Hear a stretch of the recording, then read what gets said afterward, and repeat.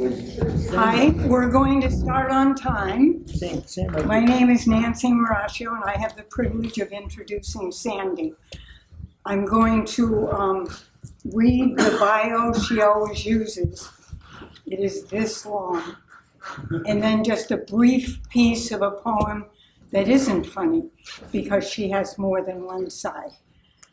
So her own written bio is, Sandy Little is a retired engineering manager who has written fun poems from a young age. She has had a condo in Newbury since 2005, but became a resident 7 years ago and has many volunteer tasks to keep her out of mischief. It is all true, except she's still in mischief. And I'm going to read just one. We did a visual verse book in partnership with the Mount Kearsarge Indian Museum. And they gave us pictures, and the picture Sandy got was this beautiful tree. And I'm going to read just a piece of it so you see the other side of her. And this is the voice of the tree. I see change. I see continuity. I see forever. Always hoping that one day humans will see beneath the surface, see each other, look into each heart and soul, see and appreciate, no, rejoice in the differences that make the world beautiful. Thank you. Thank you, Nancy. Thanks, everybody. I'm going to hide from the sun here. Thank you for coming. Tonight is about humor and poetry, but as Nancy said, I do write serious poems too, but I didn't share any of those. I guess I'd start by saying I was influenced early on by my mother's ditties, that I used to call them. She would recite little funny things like the rabbit am a funny race with a funny nose and a funny face. You'd be surprised if you but knew the funny things that rabbits do, and often too. Anyway, some of the little poems that I learned from my mother back then, I still use today as what I would consider sort of risque toasts. And before Dina left, I shared one of them, and you're all adults, so I don't feel badly about scaring anybody here, but one of my favorites is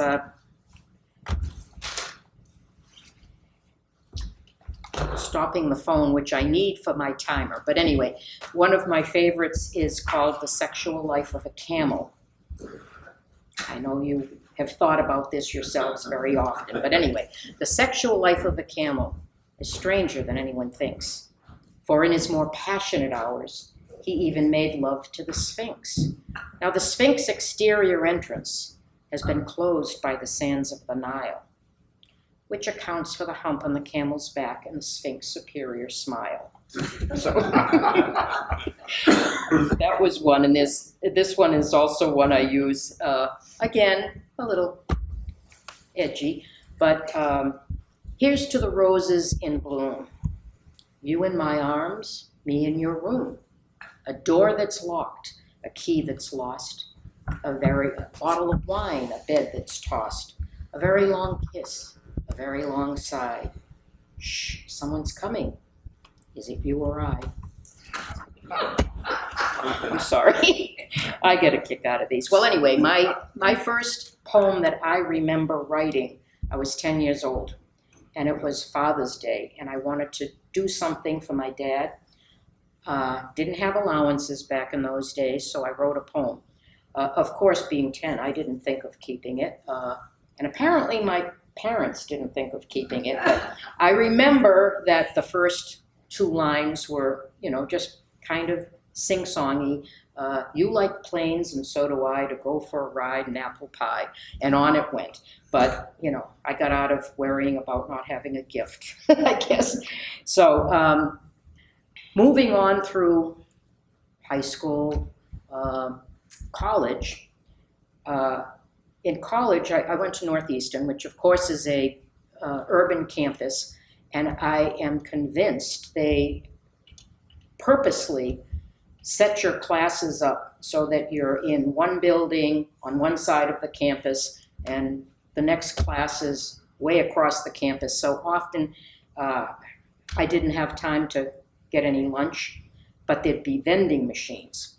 Well, my friend who was in the same classes with me, when she retired a few years ago, she brought me some of my handwritten, scribbled little poems, one of which you can just imagine was Ode to Peanut Butter Crackers, because they saved me plenty of time. So one of the way I thought we'd do things is I've got a few poems to read. I'm going to explain a little background so you know where they're coming from, and go from there. And when we get through, I mean, I figure that you're here because you like poetry, so maybe if you write poetry or you have some experiences, just to have some fun, we can share those too. Maybe talk about what might inspire you, and we'll go from there. We'll see how it goes. Okay, are we ready to read? I didn't write all of these. The first one I'm going to read is actually one that I found in my mother's desk, and it was handwritten. It appeared to be written in one of my grandmother's handwriting. So I'm not sure who wrote it, but we will see.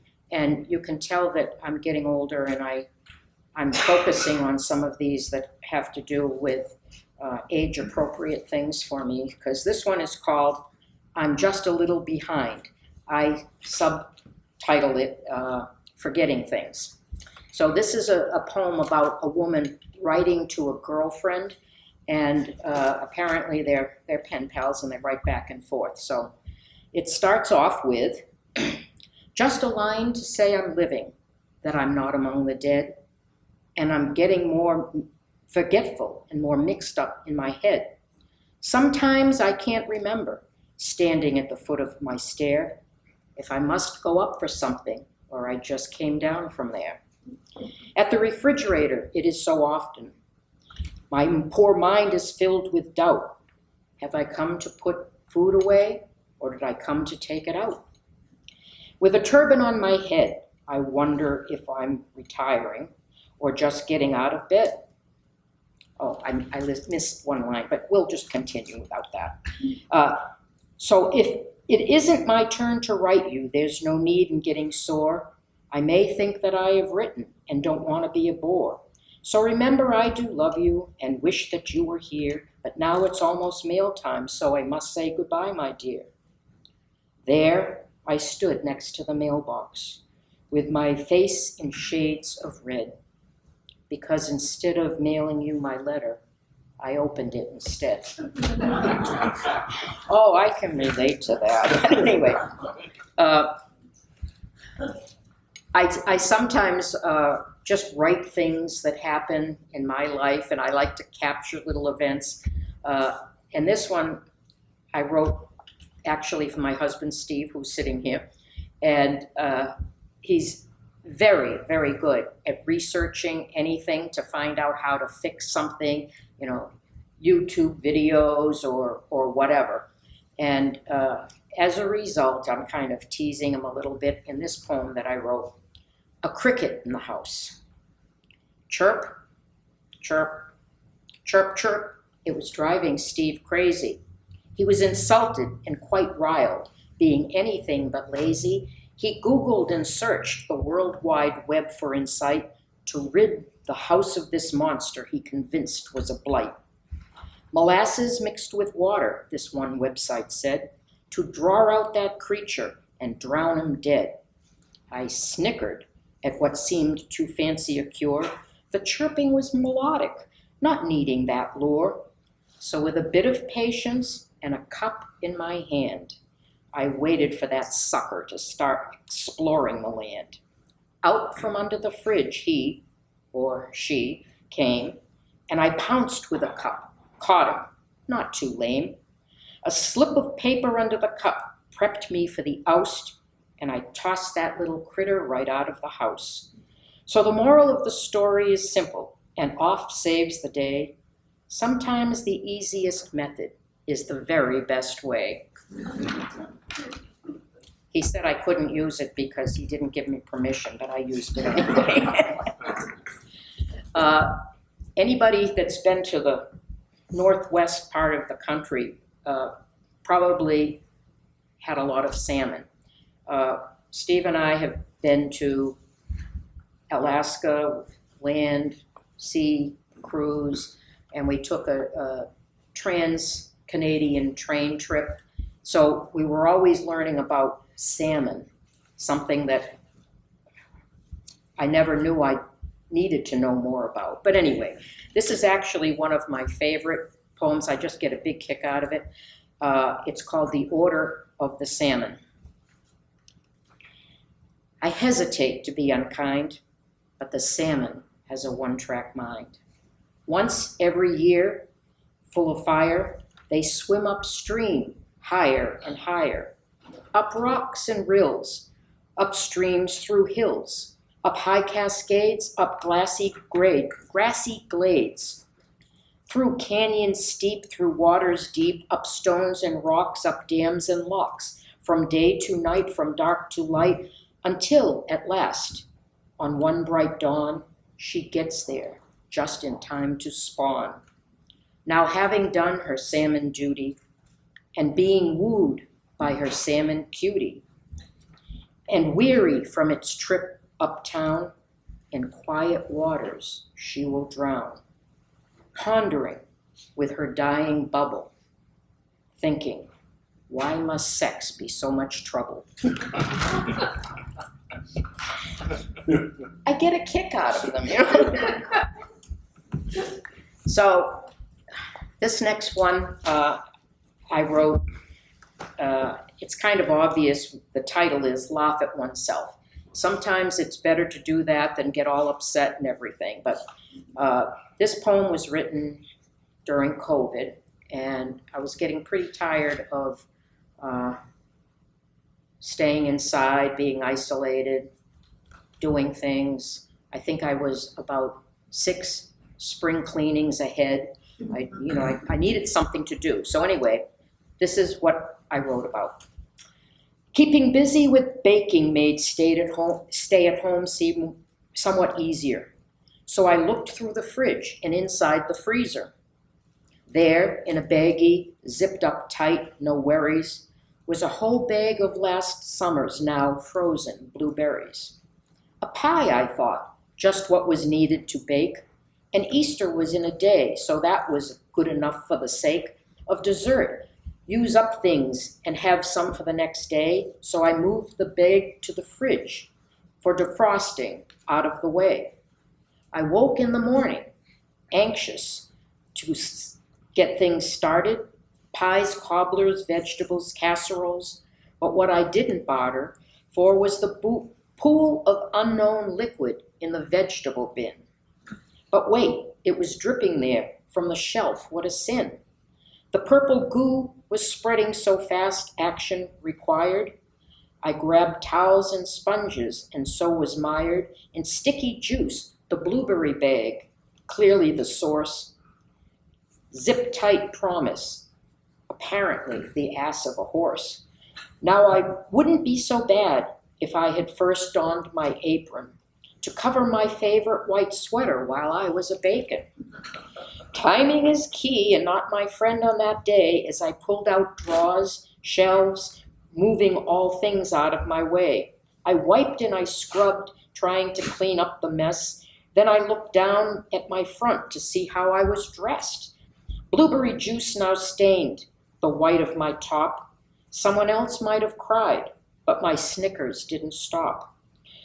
Instead, I looked for a bit of humor in the situation that day and realized it was my own simple way to distract from thoughts too easy turning sad, laugh at oneself, just be thankful and glad.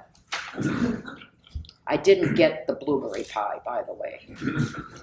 Gone. Let's see. All right, now I start picking on my good friend Diana Lee, really. She's sitting here, and I have to stop. If any of you who know Diana Lee know she has a very nice but persuasive way of bringing friends into her sphere to get projects done or help out with something. And years ago, her son Joe named that talent the Veely Vortex, which I had to explain before I read The Saga of the Eggs. This obviously is Diana Lee's situation here. Plans were made, the timing seemed right to whip up a crumb cake with Bob out of sight. She pulled out ingredients ready to measure and stir, but when she looked in the fridge, her sight started to blur. Missing, there were none. She loudly swore she needed an egg. Okay, egg times 4. What to do? She wasn't even dressed. Then she thought of her friend. Undoubtedly the best. Sandy, help! I need a huge favor. Once again, will you be my very own savior? Sandy delivered the eggs, thinking what could be next? Just another saga known to friends as the Veely Vortex. Since I started talking about Diana Lee, you may or may not know that maybe 15, 20 years ago, Diana Lee founded the John Hay Poetry Society. And she still has the group. It can be anybody at any time, meeting every second Monday night, either in the winter on Zoom or in Newbury in the Veterans Hall. And people can show up, they can share their poems, they can just share other poems if they want, but each month she provides a prompt that helps people decide what to write about. So a few years ago, the December prompt was Santa's elves form a union. So as a result of that, this is what I wrote. Elf rebellion. Listen to me. It's time to unite. It's time to take on Santa and fight. We've slaved through the years making toys to his specs. It's been that way so long, it's what he expects. No more, screamed the head elf, shaking his bell hat. I'm tired of being just Santa's doormat. Vacations are only approved in the spring. I want to go skiing and have a resort fling. I want to enjoy all these Christmas holidays, not work 24/7 to ensure no delays in finishing up toys for those good little tots. I'm tired, I tell you. Who is not? So sign the petition to form our own group. We'll show Santa and certainly throw him for a loop. Our union will protect us, of that I am sure. Decent wages, health care, and pinched toe cure. Yeah, no more uniforms that make us look like real jerks. It's time to demand some much-needed work perks. So hear me, my friends, as we approach the big night. Merry Christmas to all. It's time to unite. So now I'm moving on to what our LAG group did.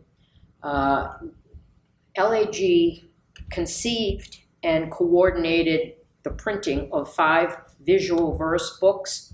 And of these books, we had partners that provided pictures, and they were matched up and given to John Hay Poetry Society poets to write a poem.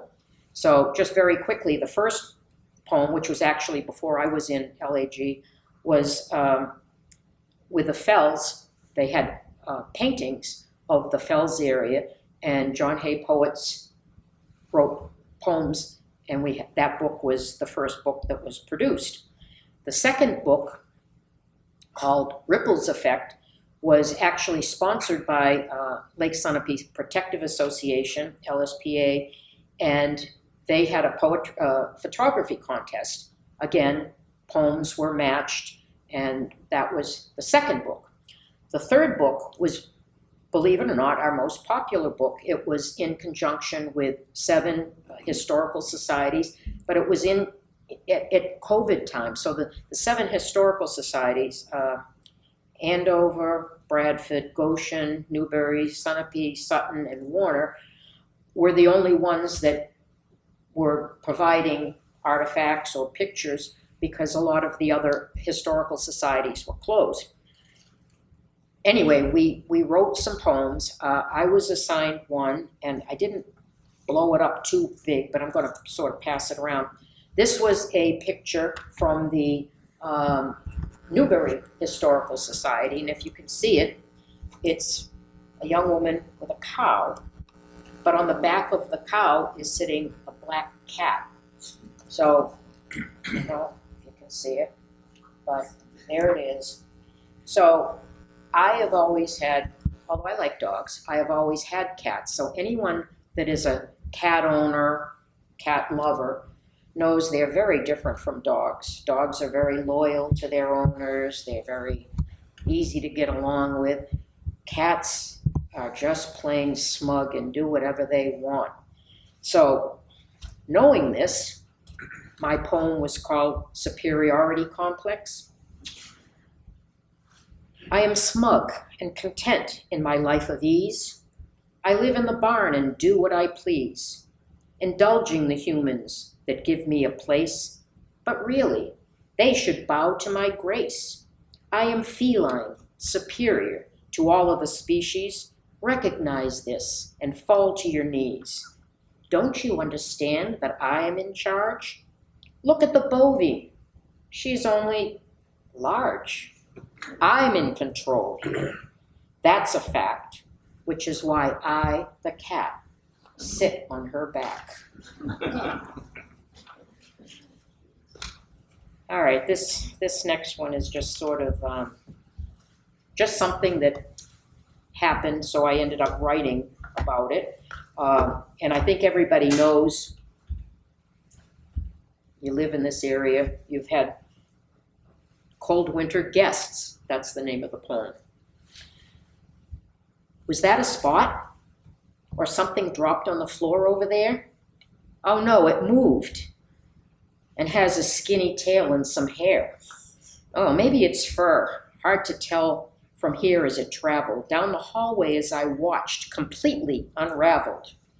So it's colder outside, no surprise due to the locale, as the mouse moved inside where it's warmer.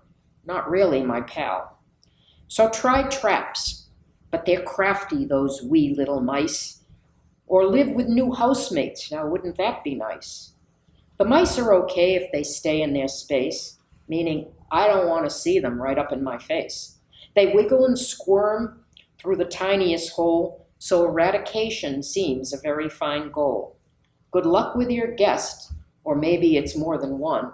Rodents of any kind just aren't any fun. So,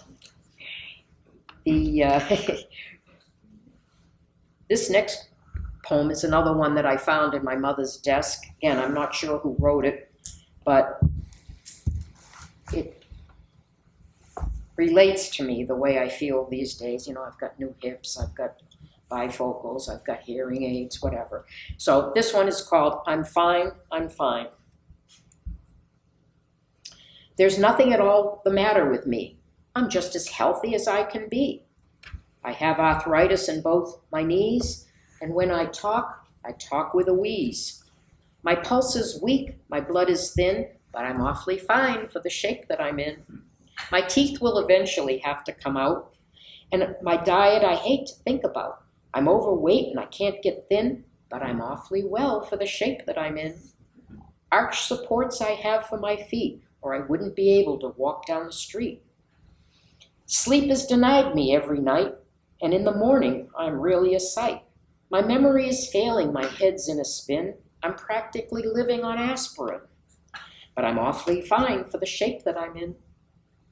The moral is this, as the tale we unfold, that for you and me, we are all getting old. It's better to say I'm fine with a grin than to let them know the shape we are in. How do I know my youth is spent? My get up and go has got up and went. Old age is golden, I've heard it said, but sometimes I wonder as I go to bed.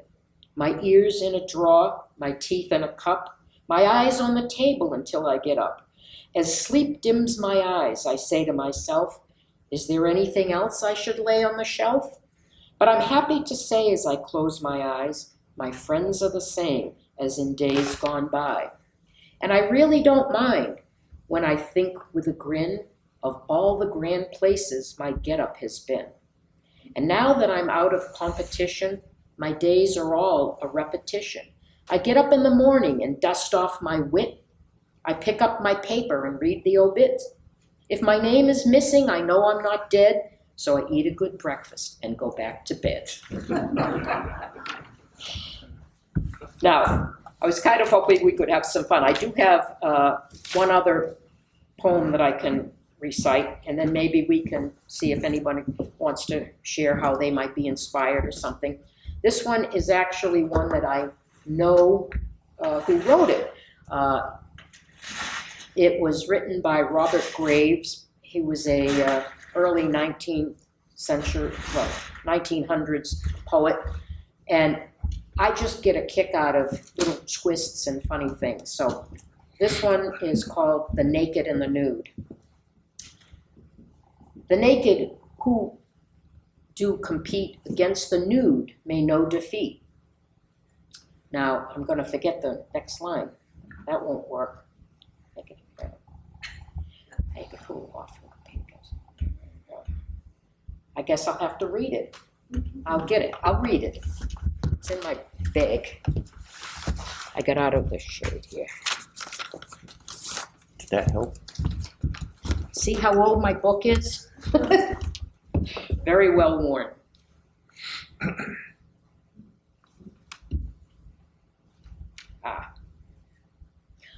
That's the line I forgot. The naked and the nude.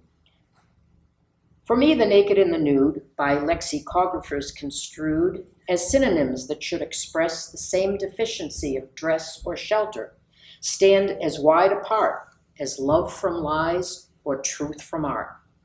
Lovers without reproach will gaze on bodies naked and ablaze. The Hippocratic eye will see in nakedness anatomy, and naked shines the goddess when she mounts her lion among men. The nude are bold, the nude are sly, to hold each treasonable eye while draping by a showman's trick, their deshabille and rhetoric. They grin a mock religious grin of scorn of those of naked skin. The naked, therefore, who compete against the nude may know defeat. Yet when together they both do tread the briery pastures of the dead, by Gorgons with long whips pursued, how naked go those sometimes nude. That's it. So any questions or anybody want to share something and have some fun with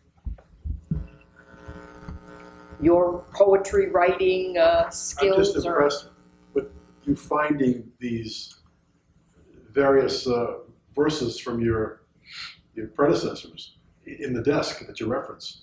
I mean, it's just it's something that I often think about when I write or I crank out a poem. It's like, who will ever see this? Who will ever find this? And you've got an answer. I couldn't believe my girlfriend, who went to engineering school with me, saved my little poems and brought them up. I thought, I didn't save them, so it's something.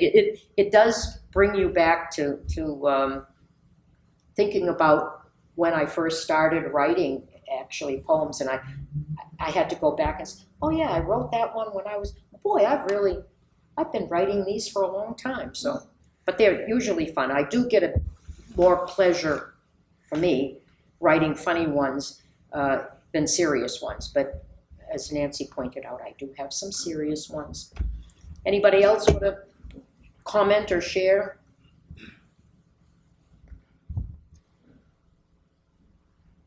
This is not a poem, it's not a title of the poem, it's in an anthology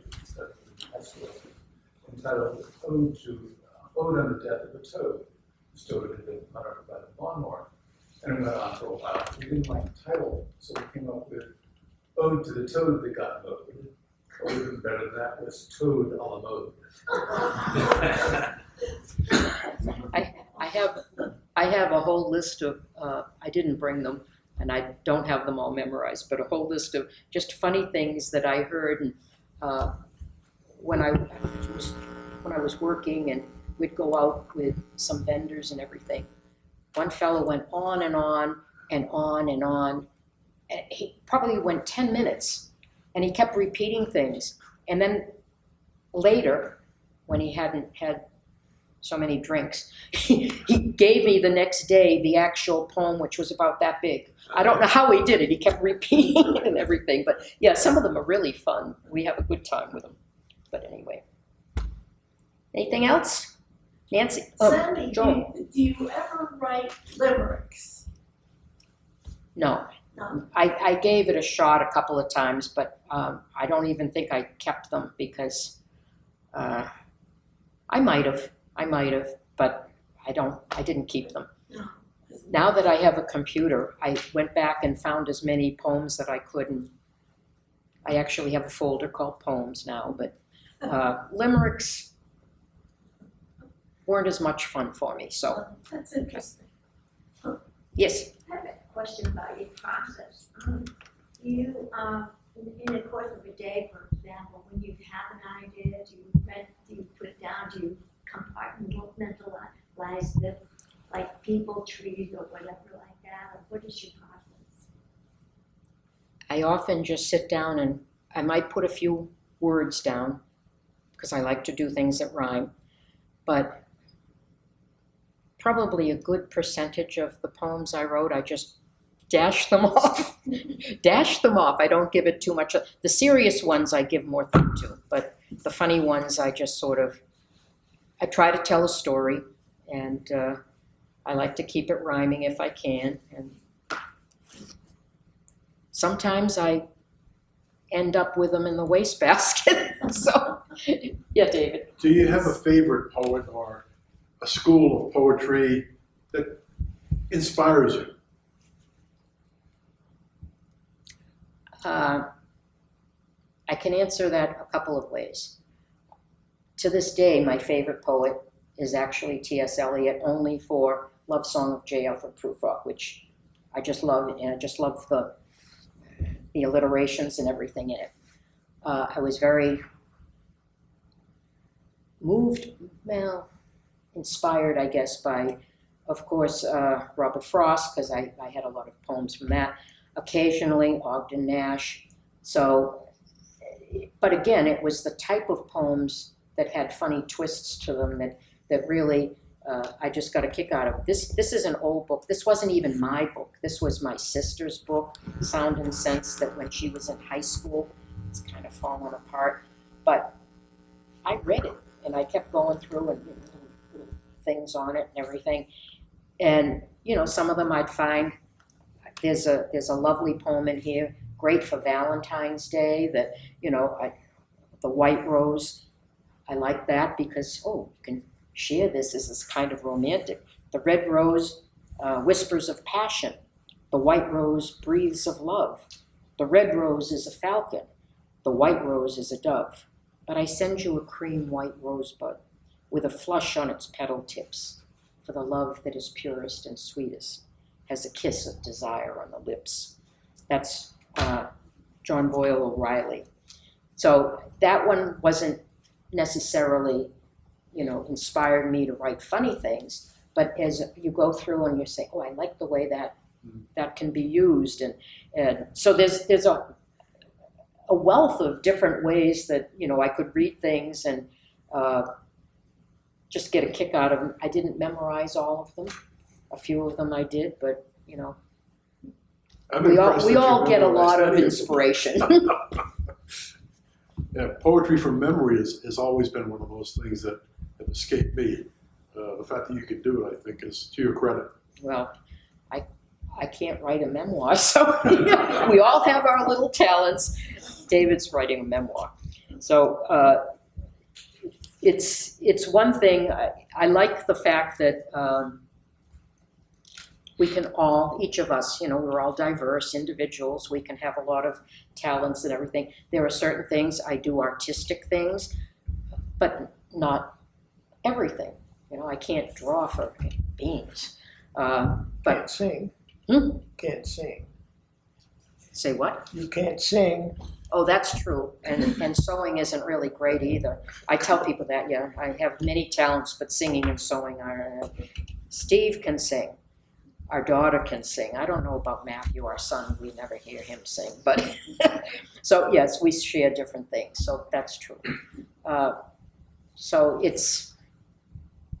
I just like to kind of enjoy the things that I can do that I feel I do well, sort of.